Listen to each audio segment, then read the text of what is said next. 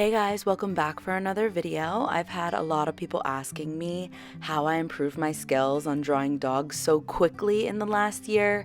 So in this video, I'm going to go through some tips and tricks that I learned over that time because I don't like gatekeeping and I think that all artists should support each other as best they can.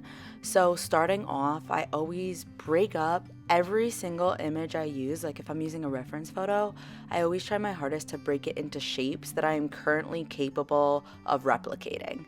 And sometimes I need to redo those shapes because, the eye doesn't always perceive as you want it to.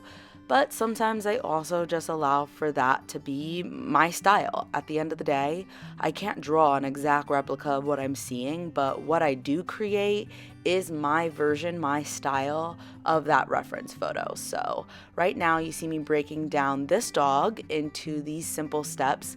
This way I'm working to create one shape at a time in comparison to an entire dog. I don't ever think of it like that. I literally work one bit at a time because there's no way that I'd be able to get through this without losing my mind otherwise. Now, when it comes to erasing and re-outlining, that is a style choice. So if that's something you don't feel like doing in your process, then don't do it. That's just a part of my process so that I feel like, I don't know, like it's almost like a little coloring page.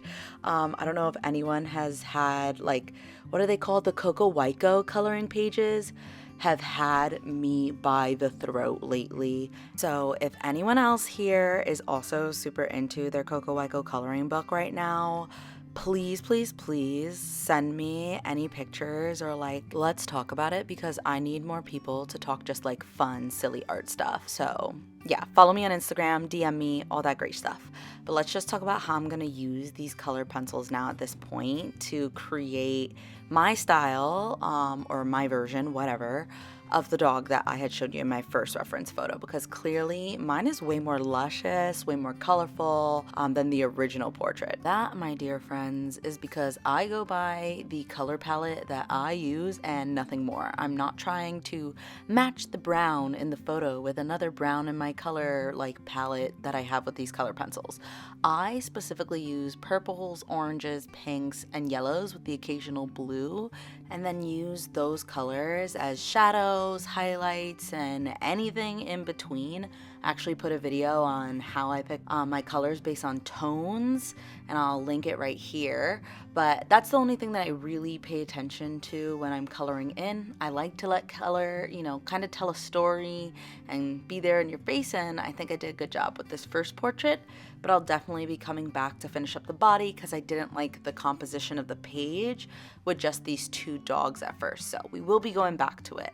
But for now, I am working on this next pup right here. If you couldn't tell by the intro, this entire sketch layout is going to be nice and pink and Valentine's Day themed. So after a really fun Pinterest run trying to find some Valentine's dogs, I really like this guy with the little Cupid's bow going through his head, and I thought it'd be a good opportunity to practice creating browns using anything but brown. Now again, you're definitely going to want to start with shapes that you can replicate instead of just trying to draw an ear the way I am, but to be fair, I do see shapes in this ear. I know I didn't draw triangle, triangle, but I see triangle, triangle, dip. And as you can tell, I had to redo the ear anyways, so trust your shapes, work with them, don't feel like you're better than them, because they're the basis of literally everything that we draw. But this time I'm gonna go ahead and outline it in a pink instead of that dark purple that I had before, because I don't want that to play an effect on the brown. So right now I'm trying to use peaches and yellows, considering that I'm going to be working with a lot of different shadows and highlights based on the reference photo I picked. Because if you do look at it, you could see that there seems to be a light source on the right half of the dog's face, creating a lot of shadows on the left, which I really like to pick reference photos like these because it's a lot more of a challenge for me to learn how to use the values and tones of colors, as well as just build up on color. I would say that would probably be my biggest tip that I could give you guys, and the biggest thing I've learned for myself is not to rush. Don't just thickly apply and or let me say, don't put a lot of pressure on your color pencil just to get a bunch of pigment down on the page. It's better to just build with various colors and various tones and hues to create the shadows and highlights you want slowly, in comparison to just trying to drop the darkest purples and blues and blacks you have to create a shadow. On that note, my other tip for laying down your base of alcohol markers, if we're talking about color pencils, would be to go with a very vibrant, light base. Going with a darker base, obviously it's really hard to get it any lighter than the color that you have down there. Like if I put down a purple, I wouldn't necessarily be able to just add white and it would be so much lighter in that area. So it's really important to start with lighter colors, but I really like vibrant colors because when you put those purples and oranges on top of an already very bright salmon, not only does it help to balance the colors, but it also goes to improve the color that you're now laying down on top of it. It's not just this muddy purple color, it's a more rich tone than if you were to just put down that purple by itself. Now, after using a blending pencil, he's starting to come together. I think he's starting to look kind of cute, and we're basically done with him after this blending pencil, but we are not done with baby girl up top. So as I mentioned earlier, we're putting her in her little bag and just creating a little bit better of a composition for that page before we go ahead and get into our last two dogs of this sketch page layout. Now, as you can see, I've started by just laying down color pencil. Oh, she's decided not to use alcohol markers so that we could see what it looks like, you guys may be thinking. Wrong. I completely forgot. I just literally forgot that I was using alcohol markers. But you know what?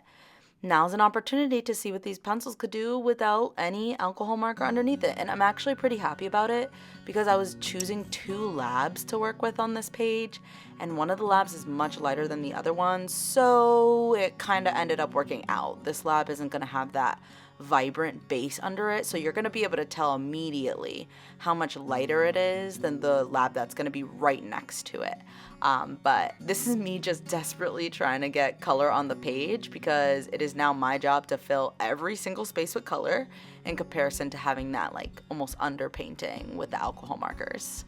And of course, you already know my outlines soothe my soul. When it comes to my portraits, they just tidy everything up and make them nice and beautiful in my eyes. So after doing that, I'm ready to move on to this helium balloon, and I'm actually really excited about working on it because of all of the different reflections in the balloon that are supposed to be there.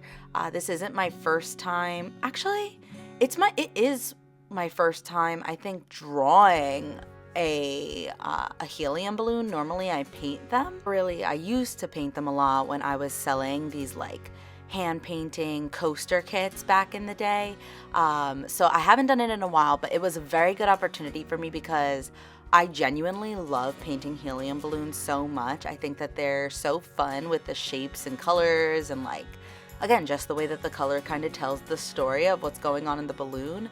And frankly, they're just complicated enough to remind me that I need to be humbled sometimes.